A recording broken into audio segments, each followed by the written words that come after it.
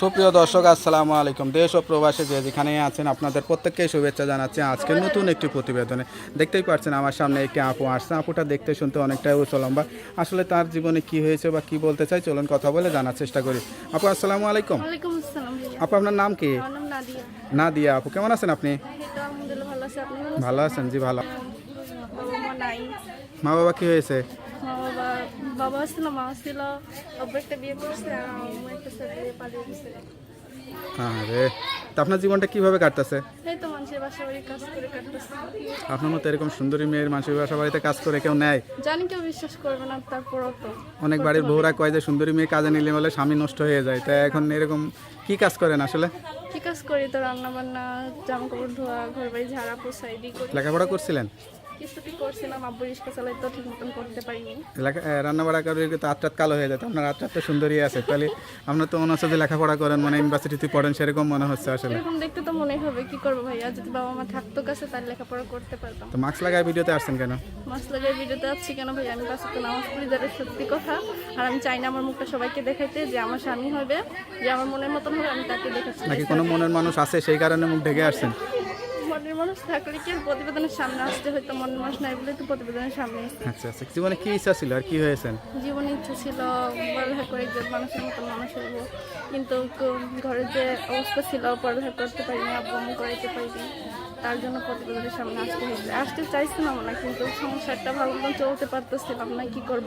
মানুষের বাসায় কাজ করে কই টাকা পাই, দিয়ে দিয়ে কোনো মতন সংসারটা চলে। জি, আপনি কি আয়নাতে কখনো দেখছেন যে এরকম উঁচু লম্বা এত সুন্দরী হয়ে মানে মানুষের বাড়িতে কাজ করতে হয়? এর সাথে মডেলিং র্যাম ট্যাম করলেও তো অনেক কিছু করতে পারেন, অভিনয় জগতে ঢুকে গেলেও তো অনেক কিছু করতে পারেন। না, এসবের দরকার নাই ভাই, নামাজ কালাম পড়ে এসব করে কোনো লাভ নেই।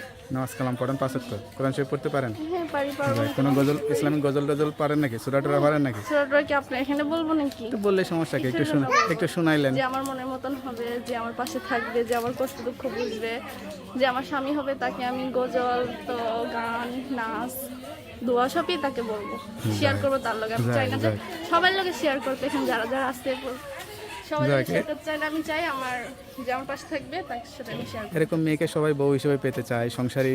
মানে আপনার তো কথা টথা শুনে মনে হচ্ছে একেবারে লক্ষ্যে একটা ঘরের বউ হবেন। তা কেউ যদি বিয়ে করতে চায় কিভাবে যোগাযোগ করবে? হ্যাঁ যোগাযোগ করবো ফোন নাম্বারে, যে আমার কষ্ট দুঃখ বুঝবে, আমার পাশে সারা জীবন থাকবে, আমার আগ পর্যন্ত হাত ধরে থাকবে। আমি চাই সারা জীবন আমার হাত ধরে থাকুক, এরকম একটা মানুষ চাই। এই তো 2 দিন কথা বলবে, 3 দিন কথা বলবে, তারপর কথা বলা বন্ধ করে দেবে। আপনারাই নাকি আসলে, আপনি কি এর আগে প্রতিবেদন করছেন কখনো? আরে দূর, এটা কি বলেন, এর আগে প্রতিবেদনের সামনে আইসি নাকি আমি? মানুষ অনেকে প্রতিবেদনে আসে, তারা বলে যে 2 দিন কথা বলে টাকা পয়সা নিলে নাম্বারে ব্লক করে দেয়, এরকম বিভিন্ন ধরনের কথা শুনতে হয়। যেহেতু আপনি আসেন নাই, আপনার কথা শুনে যদি কেউ যোগাযোগ করতে চায় বা বিয়ে শাদী করতে চায়, সত্যি কথা বলবেন, কারোর সাথে 2 নম্বরই, কারোর সাথে মিথ্যা কথা বলবেন না, ঠিক আছে? কথা বলি না, তো কিসের জন্য? আপনার নাম্বারটা একটু বলে দেন। আমি নাম্বারটা বলতে পারবো না। আমি হ্যালো ভিউয়ার্স, কেউ যদি এই অসহায় সুন্দরী আপুর সঙ্গে যোগাযোগ করতে চান অবশ্যই এই নাম্বারে যোগাযোগ করবেন। নাম্বারটা খোলা থাকে তো? হ্যাঁ অবশ্যই খোলা থাকবে। সবাই ভালোভাবে কথা বললে আমিও তাদের সাথে ভালোভাবে কথা বলবো, আর আমার পাশে যে থাকবে তো সারা জীবনের জন্য থাকবে। ওকে আপু, ভালো থাকেন, দোয়া করি। আসসালামু আলাইকুম। ওয়ালাইকুম আসসালাম।